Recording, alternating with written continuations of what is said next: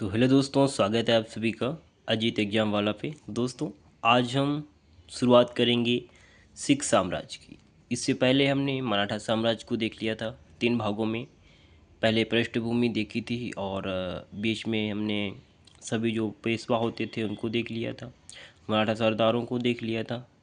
तो उसके बाद हमारा नेक्स्ट टॉपिक होने वाला है सिख साम्राज्य, है ना। इस वीडियो में हम देखेंगे कंप्लीट सिख साम्राज्य को। काफ़ी ज़्यादा इम्पोर्टेंट है, लगभग हर एक एग्ज़ाम में कोई ना कोई इससे प्रश्न बन जरूर जाते हैं, तो आप लोग अच्छे से देखिए। यहाँ पे टोटल चीज़ें कवर करूँगा, ऐसा कोई भी टॉपिक कोई भी वर्ड नहीं छूटेगा जो कि एग्ज़ाम से बाहर हो, ठीक है। चलिए स्टार्ट करते हैं फटाफट से। सबसे पहले हम देखेंगे गुरु गोविंद सिंह के, स्टार्ट करेंगे यहाँ से। इन्होंने संघर्ष किया। गुरु गोविंद सिंह जी का संघर्ष चला औरंगजेब से, और आनंदपुर और चमकौर का जो युद्ध होता है, इन दोनों युद्ध में इनके चारों बेटे मारे गए थे।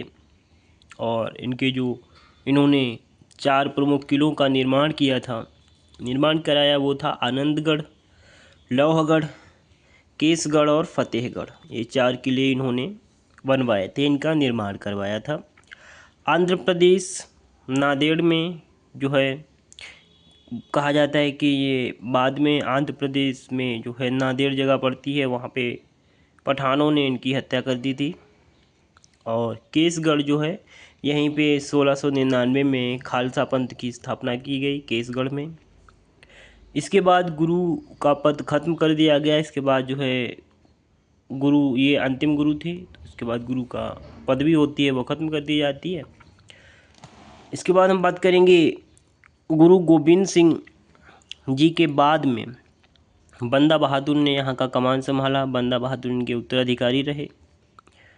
गुरु गोविंद सिंह जी के बाद सिख धर्म अथवा साम्राज्य का संचालन किया बंदा बहादुर ने।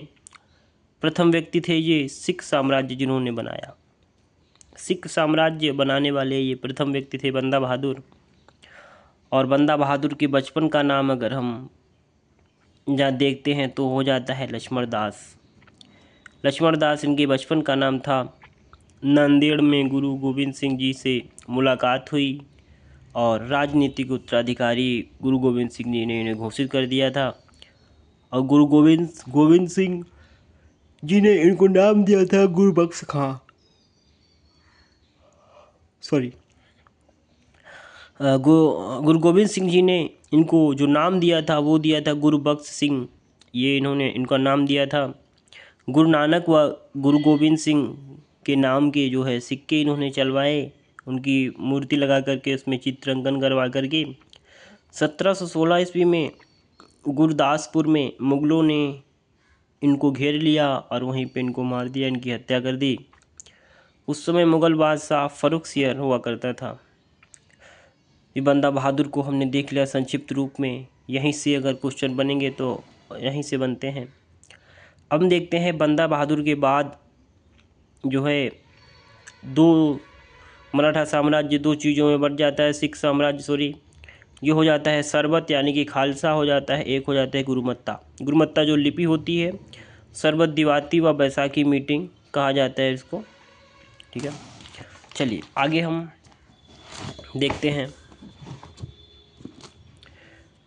1763 से 73 के बीच में अगर हम देखते हैं तो पंजाब में 12 छोटे छोटे सिख राज्य विकसित हुए।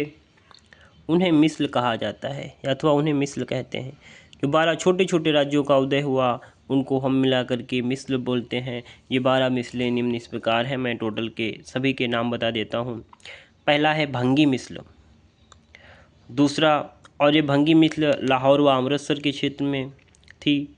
दूसरा है रामगढ़िया मिस्र, तीसरा है अहलूवालिया, चौथी मिस्र है फुलकिया, पाँचवीं है निशान वालिया, छठवीं है नक्कई, सातवीं है फिरोजपुरिया, आठवीं है कन्हैया, नौवाला है डलेवालिया, 10वां है धन्नई, 11वीं है करोड़ सिंधिया, 12वां है सुकरचकिया। ये कुल 12 मिस्र हैं। और सुकरचकिया के नेता जो थे वो थे महासिंह, और इन्हीं के पुत्र जो है रणजीत सिंह, जिनके बारे में हम आगे अभी चर्चा करेंगे। क्योंकि प्रमुख मिस्र है सुकरचकिया, यहीं से इनके साम्राज्य का, इनके शासक वर्ग का उदय होता है वो होते हैं राणा रणजीत सिंह। और जो ये राणा रणजीत सिंह को राजा की उपाधि दी थी वो दी थी जमान शाह ने, मुगल बादशाह जमान शाह। राजा रणजीत सिंह का जन्म 1780 में होता है। 1792 में शुक्रचकिया मिस्र के जो प्रमुख बनते हैं और घटना होती है कि अफ़गान शासक जमान शाह जो है, अफ़गान शासक होता है जमान शाह, पंजाब पर आक्रमण करता है और युद्ध से वापस लौटते समय इसकी जो 12 तोपें चिनाब नदी में गिर गई और उन्हें रणजीत सिंह ने चिनाब से निकलवा करके वापस भिजवा दी। इसके बदले में लाहौर पर जो है बदले में जमान शाह खुश हुआ और उसने इन्हें लाहौर पर कब्जा दिया और वहाँ का सूबेदार बनाया। साथ ही प्रसन्न होकर के इनको राजा की उपाधि जमान शाह ने दी। इनको यहाँ का लाहौर का राजा मान लिया। 1799 ईस्वी में लाहौर को जीतते हैं ये और 1805 में भंगी नस्ल से अमृतसर को जीत लेते हैं। भंगी नस्ल में 2 प्रांत हुआ करते थे, लाहौर और अमृतसर, तो अमृतसर को रणजीत सिंह जीत लेते हैं। 1806 ईस्वी में अंग्रेज़ों से ये समझौता होता है, सीमा का सम्मान होगा, आप उस सीमा में रहेंगे, हम इस सीमा में, मतलब सीमाएं विभाजित हो जाती हैं।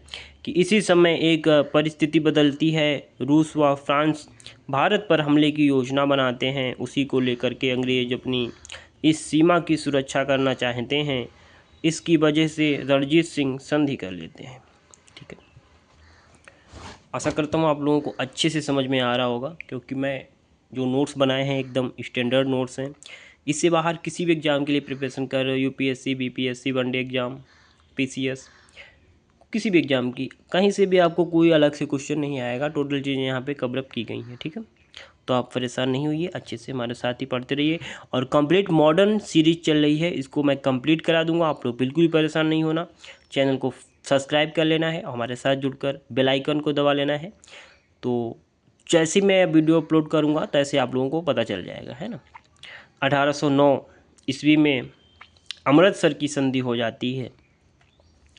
ये संधि सतलज नदी दोनों की सीमा एक अपमानजनक संधि, ये है एक अपमानजनक संधि मानी जाती है, मानी जाएगी। अंग्रेज प्लस राजा रणजीत सिंह इस संधि को करते हैं, अमृतसर की जो संधि होती है। उसके बाद हम देखते हैं कि 1813 ईस्वी में अफ़गानिस्तान में उत्तराधिकार के युद्ध में जो है शाह शुजा का साथ दिया रणजीत सिंह ने, और बदले में कोहिनूर हीरा, शाह शुजा इन्हें कोहिनूर हीरा देता है, कोहिनूर हीरा मिल जाता है। 1839 में इनकी मृत्यु हो जाती है। मृत्यु के बाद सिख दरबार में षड्यंत्र व गुटबंदी शुरू हो जाती है। 2 गुट बन जाते हैं, एक हो जाता है डोगरा ग्रुप और एक ग्रुप हो जाता है सिंघनवालिया। डोगरा ग्रुप सेना संभालता है, सेना का वो होता है, सेना रहती है इसमें, सिंघनवालिया में प्रशासनिक अधिकारी होते हैं। इस प्रकार से इनके अगले उत्तराधिकारी होते हैं खड़क सिंह होते हैं, इनकी भी हत्या कर दी जाती है। फिर नमनिहाल सिंह आते हैं, उनका भी हत्या, शेर सिंह आते हैं, उनकी भी हत्या कर दी जाती है षड्यंत्रों के द्वारा। यहीं पर अंतिम राजा जो होते हैं वो आते हैं दिलीप सिंह। अंतिम राजा दिलीप सिंह बनते हैं। इनकी संरक्षक के रूप में इनकी माँ हिंदन कौर जी रहती हैं, वह वजीर लाल सिंह होता है। इन्हीं दोनों के देख देख में संरक्षण में ये राजकाज करते हैं। प्रथम व द्वितीय आंग्ल युद्ध इन्हीं के समय में होते हैं। पहला होता है प्रथम आंग्ल युद्ध होता है 1845 से 46 में, और दूसरा होता है 1848 से 49 में। तो राणा रणजीत सिंह का अब हम प्रशासन देखते हैं यहाँ पे, तो कैसे प्रशासन उन्होंने बनाया था। तो उन्होंने पहले सरकार और खालसा सरकार दोनों का जो है प्रमुखता से पालन किया। मंत्री होते थे, मंत्री इनके 4 मंत्री रहते थे। राजा ध्यान सिंह ये मुख्यमंत्री होते थे, मुख्य रूप से इन्हें मंत्री कहा जाता था। फ़कीर अजीजुद्दीन हुआ करते थे, ये विदेश मंत्री थे। मोहकम चंद्र हरि सिंह और मोहकम चंद्र और हरि सिंह जो होते थे वो रक्षा मंत्री थे। भगवान दास वित्त मंत्री के रूप में नियुक्त रहे थे, कार्य करते थे। विभाग लगभग इन्होंने 12 विभागों का निर्माण किया, प्रशासनिक विभाजन। साम्राज्य राज्य होता था, फिर प्रांत आता थी, फिर परगना आता था, फिर मौजा आता था, उसके बाद गांव आता था।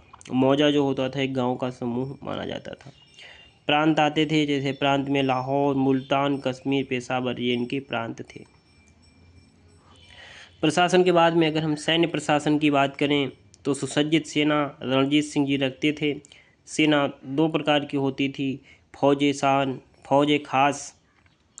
जो फौज खास होती थी वो स्थायी सेना होती थी, मतलब ये राज्य पर आश्रित रहती थी। रणजीत सिंह ही इसका मतलब पूरी देख रेख करते थे, चीज़ें वहाँ पे व्यवस्थित करते थे। जो फौजें कवायत होती थी, वैकयत होती थी, ये अस्थाई होती थी, मतलब किराए पर सैनिक लिए जाते थे, उन्हीं के अपने अश्व होते थे और उन्हीं के अपने हथियार से द्वारा सेना में लड़ते थे, उनको नगद वेतन मिलता था। प्रकार सेना होती थी, जो प्रशिक्षण होते थे वो पैदल होते थे, इसको बंतरा कहते थे। इटली बंतरा संभालते थे, वो इटली के थे। इसके बाद घुड़सवार, घुड़सवार में एलाई जो कि फ्रांस के, तोपखाना कोल्ट एवं गार्डनर ने विकसित किया जो कि फ्रांस के हुआ करते थे। ठीक है, तो यहाँ पे हमने प्रशासन और सैन्य प्रशासन राणा रणजीत सिंह का देख लिया। आंग्ल सिख युद्ध दो हुए, उसकी भी हम यहीं पे बात कर लेते हैं। तो हम ये हमारा टोटल जो मराठा सिख साम्राज्य है एक ही वीडियो में कवर हो जाएगा, है ना। प्रथम हुआ 1845 से 46, द्वितीय 1848 से 49। कारण क्या रहा? कारण रहा दरबारी गुटबंदी, आपसी संघर्ष, कंपनी की महत्वाकांक्षा, संपूर्ण भारत पर आधिपत्य करने का जो स्वप्न कंपनी देख रही थी, उसी महत्वाकांक्षा के साथ में इस युद्ध हुआ। इंग्लैंड की जो अनाज की ज़रूरत थी, इंग्लैंड में औद्योगिकीकरण हो चुका था, कारखाने फैक्ट्रियाँ आदि लगना स्टार्ट हो चुकी थी, शहरीकरण बढ़ रहा था, वहाँ पे अनाज की ज़रूरत थी, खाद्यान्न आपूर्ति के लिए यहाँ पर ये युद्ध हुआ। प्रथम आंग्ल युद्ध के जो कारण थे वो गुटों में संघर्ष, गुटों में अलग अलग गुट बन गए थे, आपसी संघर्ष बढ़ता, मतभेद बढ़ते रहे, दोनों गुट युद्ध चाहते थे। सीमा पर कंपनी सैनिक संख्या में वृद्धि हुई और वजीर लाल सिंह व तेजा सिंह का जो षड्यंत्र काम करता रहा, चलता रहा। इनके षड्यंत्रों के बावजूद ये सब युद्ध के कारण रहे। प्रथम युद्ध हुआ फिरोज शाह का युद्ध, मुदकी युद्ध, अलीवाल, बर्दोबाल और सोबरन, ये इतने युद्ध हुए। लगभग सभी युद्ध में सिख हारे और कारण रहा लाल सिंह व तेजा सिंह का धोखा। लाल सिंह और तेजा सिंह ने गद्दारी कर दी, इसके चलते ये सभी युद्ध सिख हार गए। संधि हुई 1846 में, लाहौर की संधि जिसे बोला जाता है, ये हुई थी 9 मार्च 1846 ईस्वी में। इस संधि के कुछ प्रावधान थे, वो आप लोग देख सकते हैं कि 1 करोड़ रुपए युद्ध जुर्माना हर्जाना के रूप में दिया जाएगा। सेना में कमी, सिख सेना में कमी की जाएगी, तोपखाना को ख़त्म कर दिया जाएगा, तोपखाना का कोई काम ही नहीं, है ना। घुड़सवार जो कि अधिक संख्या में हुआ करते थे, वो जो अधिक संख्या में हुआ करते थे वो मात्र 12,000 हुआ करेंगे, है ना। चलिए, इसके बाद जो पैदल जो सैनिक हुआ करते थे वो मात्र 20,000 की सेना रख पाएंगे। व्यास व सतलज के बीच का क्षेत्र जो है कंपनी को दिया जाएगा। राजा दिलीप सिंह की संरक्षक जो माँ जिंदन कौर हैं और वजीर लाल सिंह ही होगा। इसके साथ ही रेजिडेंट का प्रावधान हुआ, एक अंग्रेज दरबारी जो है सिख दरबार में ज़रूर रहेगा, वो उसका नाम था हेनरी लॉरेंस। ये पूछ लिया जाता है कि कौन था, तो आप लोग अच्छे से याद कर लीजिए, हेनरी लॉरेंस, है ना। चलिए,